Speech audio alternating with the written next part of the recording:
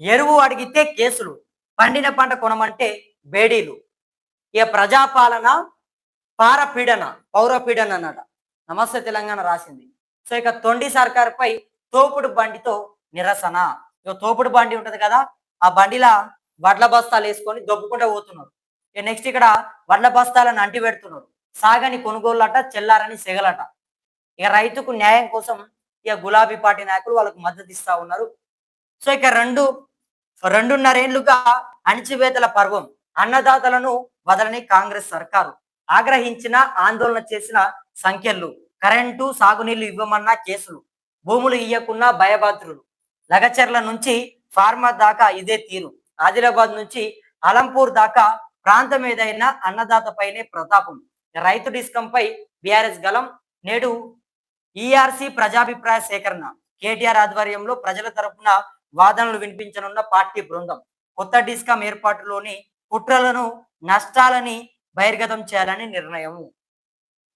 So ఇక రైతన్నలపై పగబట్టిన రేవంత్ సర్కారు ప్రభుత్వ వైఫల్యాలను ఎత్తి చూపితే విపక్ష నాయకుల మీద కేసులు, ప్రశ్నిస్తే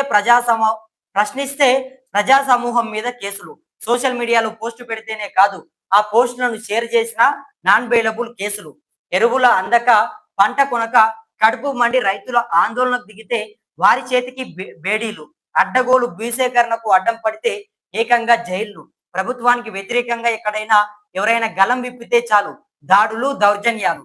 ఇది 2.5 ఏళ్లుగా రాష్ట్రంలో కొనసాగుతున్న నిర్బంధ పాలన. ఇది కాంగ్రెస్ చెప్పని 7వ గ్యారంటీ. రాష్ట్రంలో దాదాగిరి దర్బార్ నడుస్తున్నది. ఉద్యోగుల నుంచి కర్షకుల దాకా, విద్యార్థుల నుంచి నిరుద్యోగుల వరకు, కార్మికుల నుంచి కర్షకుల దాకా అందరిపైన అదే ఉక్కుపాదం. ప్రభుత్వ వైఫల్యాలను మీడియా ఎత్తి చూపినా భరించలేని స్థితి.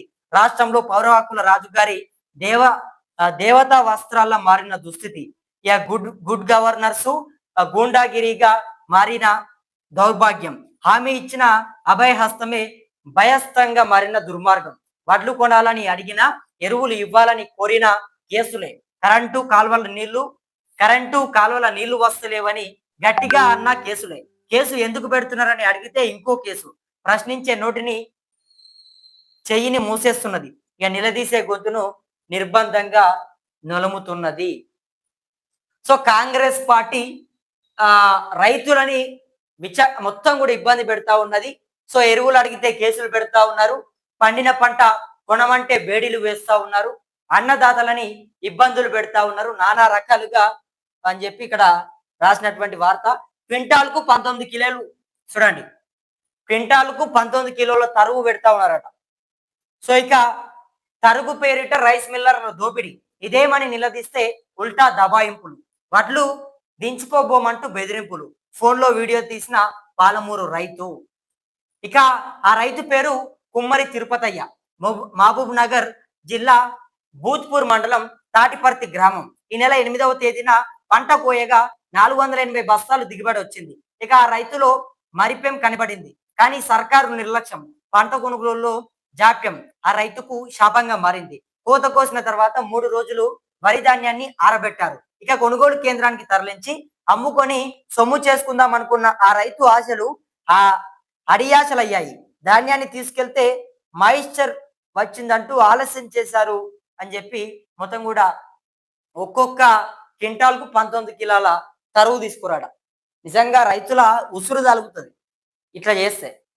6 గాళ్ళం కష్టపడి ఎండనక వాననక పంట పొలాల దగ్గరికి వెళ్ళి కష్టపడి కాయ కష్టం చేసి చెమట చుక్క గార్చి పండుగలున్నా పబ్బాలున్నా అన్ని కూడా పక్కన పెట్టి పంట పొలాల దగ్గరికి వెళ్ళి ఇంత సర్ది కూడా ఏదో పట్టుకొని పోయి ఇంత బుక్కెట్ తిని 6 గాళ్ళం కష్టపడేటువంటి రైతన్నులకు ఇదేనా ప్రజాప్రభుత్వం ఇచ్చేటటువంటి ఒక బహుమతి? ఇవాళ ఎంత దిక్కుమాలినటువంటి పరిస్థితి అంటే మన తెలంగాణ రాష్ట్రంలో నిజంగా ఒక రైతుకి తను పండించుకున్నటువంటి పంటకు గిట్టుబాటు ధర అడుక్కోవాల్సినటువంటి పరిస్థితి. ఒక బజ్జీల షాప్ ఉంటే ఆ బజ్జీలు వేసినటువంటి వ్యాపారి ఆయన బజ్జీల ధరని ఆ ప్లేటుకు ఎన్ని రూపాయలు పెట్టాలనో ఆయన నిర్ణయించుకుంటాడు. ఒక ఛాయ డబ్బా ఉంటే ఒక ఛాయకు ఎన్ని డబ్బులు పెట్టాలనో ఆయన నిర్ణయించుకుంటాడు. ఇక్కడ మన దేశవ్యాప్తంగా ప్రతి వ్యాపారంలో ప్రతి దాంట్లో కూడా ఎవరికి వాళ్ళే ధరలని పెంచుకునే స్వేచ్ఛ ఉంది. కానీ ఇక్కడ రైతులు పండించినటువంటి పంటకు రైతులు 6 గాలం కష్టపడినటువంటి కష్టానికి వాళ్ళు ధరలని పెట్టుకునే స్వేచ్ఛ లేదు. సరే పోనీ కనీసం మద్దతు ధర ఇస్తారు కావచ్చు. ఎందుకంటే రైతు దేశానికి వెన్నెముక్క, ఇటువంటి సెంటిమెంట్ డైలాగులు ఉంటాయి కదా. ఈ సెంటిమెంట్ డైలాగులు కొడుతున్నారు కదా. నిజంగా మరి ఏమైనా మద్దతు ధర ఇస్తారు కావచ్చు, రైతులని గుర్తిస్తారు కావచ్చు అని చెప్పేసి మనం అనుకుంటే కనుక మద్దతు ధర గురించి దేవుడెరుగు, అది పక్కన పెడితే ఒక్కొక్క క్వింటాలకు 19 కిలోల తరుగు తీసుకుంటున్నారట. ఒక్క క్వింటాలకు 19 కిలోల తరుగు తీసుకుంటే రైతుల పరిస్థితి ఎంత దారుణంగా ఉండాలి ప్రజలారా. వాళ్ళు కూలీలను పెట్టాలి, మిషన్లను తీసుకురావాలి, మొత్తం కూడా వాటిని మరొక 3 రోజులు ఆరబెట్టాలి. అన్ని కష్టాలు పడి తీరా చూస్తే వర్షం పడకపోయినప్పటికీ ఎంతో కొంత మన పంట, మన గింజలు కొంటా ఉన్నారని చెప్పేసి మన చేతికి కొంత డబ్బులు వస్తా ఉన్నాయి, మనం కష్టపడ్డ దానికి మనకు ఓ 10 రూపాయలు వస్తున్నాయి అని చెప్పేసి ఆ రైతులు ఆనందపడే సమయంలోనే ఆ మిల్లర్ల దగ్గరికి, ఆ మిల్లర్ల కేంద్రాల దగ్గరికి వెళ్ళగానే ఒక్కొక్క క్వింటల్కు మీ మీ మీ గింజలు బాగలేవు, తడిసినాయి, అది అని చెప్పేసి ఏదో ఒక కారణం చెప్పి 19 కిలోల దోపిడీ చేస్తా ఉన్నారట. సో అధికారులు ఎవరైతే ఉంటారో వాళ్ళ భర్తం పట్టాలి. ప్రజలతోని ఆడుకుంటే, ప్రజలతోని రైతులతో పెట్టుకుంటే ఎవడైనా బాగుపడదాం అనుకుంటే గనక నిజంగా ఉసురు తగులుతుంది. రైతుల ఉసురు తగిలితే పోదది. కాయ కష్టం చేసి పండిస్తారా పంట. ఒకసారి పంట పొలాల దగ్గరికి వెళ్ళండి. ఇక గిట్లా గిట్లా పోయి ఏసీ కార్లలో మంచిగా పోయి ఫార్చునర్లలో పోయి కూర్చొని అక్కడ పోయి ఫోటో దిగి ఏదో అండగా ఉన్నామని చెప్పి సెంటిమెంట్ డైలాగులు, ఈ ప్రమోషన్లు కాదు. రైతులు పంట పండించేటప్పుడు ఎండలో అక్కడికి పోయి వాళ్ళతో పాటు కారం రొట్టె తిని కాయ కష్టం చేయండి తెలుస్తుంది, ముడ్డొంచి కష్టపడి తెలుస్తుంది, గడ్డి బీక్కుండి తెలుస్తుంది. ఇంత కష్టపడతా ఉంటే రైతులు చెమట చుక్క కార్చి కాయ కష్టం చేస్తూ ఉంటే మరి మీకు కనీసం రైతులకు ఇవాళ అండగా ఉండాల్సినటువంటి బాధ్యత మీ ప్రభుత్వం పైన లేదా? ఏదో మరి రైతుల పైన నిజంగా రేవంత్ సర్కార్ మరి పగబట్టిందా, లేకపోతే రైతుల పైన ఏమైనా శాడిజం చూపెడతా ఉందా అని చెప్పేసి నిజంగా బీఆర్ఎస్ పార్టీ కూడా కొంత రైతులకు అండగా ఉండే ప్రయత్నం చేస్తుంది. 100% ఇది వాస్తవమే. ఎందుకంటే రైతులు ఏమైనా అడిగితే ఇక్కడ చూడండి, రైతులను పట్టుకొని గుంజుకోబోయుడు, వాళ్ళని లోపలేసుడు, వాళ్ళ పైన కేసులు పెట్టుడు, వాళ్ళని బెదిరించుడు, ఇది ప్రజాపాలన ఎట్లయితే చెప్పండి ప్రజలారా. మార్నింగ్ న్యూస్ చూస్తున్నటువంటి ప్రతి ఒక్కరిని నేను ఒకటే అడగదలుచుకున్నా. సో మీరు చెప్పండి, ఇది ప్రజాప్రభుత్వం అవుతుందా? దీన్ని అనొచ్చా ప్రజాప్రభుత్వం అని చెప్పి మనము? ఎట్లా ప్రజాప్రభుత్వం అవుతుంది? రైతుల పైన కేసులు పెట్టుకుంటా, రైతులు చచ్చిపోతా ఉంటే కూడా కనీసం గింజలు కొనకుండా. ఇక నేను ఇంకొకటి కూడా మీకు చెప్పదలుచుకున్నా, ఇంకొక పాయింట్ కూడా మీకు చెప్తా. వీళ్ళేమో నిన్న ఎవరైతే ఈ వాకిడి మన మంత్రి వివేక్ వెంకటస్వామి, శ్రీధర్ బాబు, పొన్నం ప్రభాకర్ గారు వీళ్ళంతా మంత్రులు పోయి ప్రతి గింజని కొంటాము, కేంద్రం మాకు సహకరిస్తలేదని చెప్పి వీళ్ళు చెప్తారు. మేము అప్పు చేసి అయినా సరే కొంటామని చెప్పి వీళ్ళు చెప్తారు. సరే అప్పు చేసి అయినా సరే కొంటామంటున్నారు కదా, మరి 45 రోజులుగా రోడ్ల పైన ధాన్యం పెట్టుకొని అక్కడనే తిని, అక్కడనే పండుకొని, అక్కడనే చచ్చిపోయినటువంటి రైతుల గురించి ఎందుకు ఆలోచన చేయట్లేదు? వాళ్ళంతా ఇబ్బంది పడతా ఉంటే ఎందుకు కొనట్లేదు? 45 రోజులుగా ధాన్యాన్ని ఎందుకు ప్రభుత్వం తీసుకోవట్లేదు? తీసుకోవాలి కదా, ఈ సెంటిమెంట్ డైలాగులు ఎందుకు? ఒకవేళ మీరు 45 రోజుల నుంచి ధాన్యాన్ని కొనింటే ఇవాళ మీరు అక్కడికి పోవాల్సిన పరిస్థితి ఎందుకు వస్తుండే? అక్కడికి మీరు పోయి రైతులకు మద్దతు ఇవ్వాల్సిన పరిస్థితి ఎందుకు వస్తుండే? రాకుండా అది. ఇక ఇక్కడ చూడండి, రైతులంతా కూడా రోడ్ల పైన సంచలని వడ్లని తగలబెట్టుడు, లేకపోతే ఏదైతే తోపుడు బండి పైన తీసుకొని వెళ్ళుడు.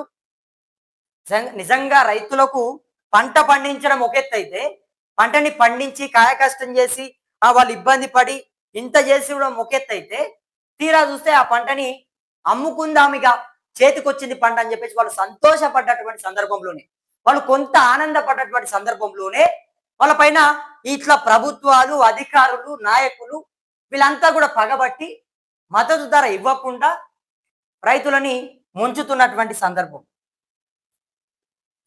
ఇక నెక్స్ట్ ఇక్కడ మరో వార్త, చేతనైతే చేతల్లో చూపెట్టు, సవాల్ చేసి పారిపోవడం మంత్రి పొంగులేటికి అలవాటే, బాంబులు పేలుస్తానని తుస్సుమనిపించిన టుపేల్ మినిస్టర్, హైదరాబాద్ లో పేదల కోసం 1,00,000 ఇళ్లు కట్టింది మేమే, ఆత్మహత్య మేనిఫెస్టోలో ఇచ్చిన ప్రతి వాగ్దానాన్ని అమలు చేస్తామని ప్రతిన బూడండి, మీకు చిత్తశుద్ధి సత్తా ఉంటే చేసిన ఛాలెంజ్ కు కట్టుబడి ఉండాలి, 20 లక్షల ఇండ్లు కట్టినాకనే ఓట్లు అడగాలి, ఛాలెంజ్ విసరడం, ఆపై పారిపోవడం నీతి లేని కాంగ్రెస్ నేతలకు మొదటి నుంచి అలవాటే. సో ఏమంటా ఉన్నాడు కేటీఆర్? మాజీ మంత్రి BRS party working president KTR మాట్లాడుతూ, చేతనైతే చేసి చూపెట్టు, సవాల్ విసరడం కాదు అని చెప్పి కేటీఆర్ మండిపడతా ఉన్నారు. మరి అటువైపు నుంచి పొంగులేటి శ్రీనివాస్ రెడ్డి ఆయన కూడా ఈయనకు సవాల్ విసిరాడు. సో ఇద్దరికి కూడా ఒకరికి ఒకరు సవాల్ విసుకోవడం జరిగింది. ఇక ఇండ్ల వింతలు, కండ్లకు గంతలు. ఇందిరమ్మ ఇండ్లపై కాంగ్రెస్ సర్కార్ ఘాటా లెక్కలు. రాష్ట్రంలో 4.5 లక్షల ఇండ్లు నిర్మిస్తున్నట్టు మంత్రి బీరాలు. ఇక మంజూరైనవి 3.24 లక్షలు, పని మొదలైనవి 2.74 లక్షలే. ఇక స్కీమ్ మొదలైన 14 నెలల్లోనే పూర్తయినవి 57,067 మాత్రమే. తొలి విడతలో 22,500 కోట్లు కేటాయించామన్న సర్కారు తీరా పథకానికి విడుదల చేసింది మాత్రం 6,255 కోట్లే. 5 లక్షలు ఇస్తామని ఇల్లు పూర్తి అయ్యాక ఇస్తున్నది 3.6 లక్షలే. దీనిపైన ఒకసారి ఎవరైతే ఇండ్లు తీసుకున్నటువంటి అంటే ఇందిరమ్మ ఇండ్లు వచ్చినటువంటి లబ్ధిదారులు ఉంటారో మీరు ఒక్కసారి కమెంట్ చేసే ప్రయత్నం చేయండి మిత్రులారా.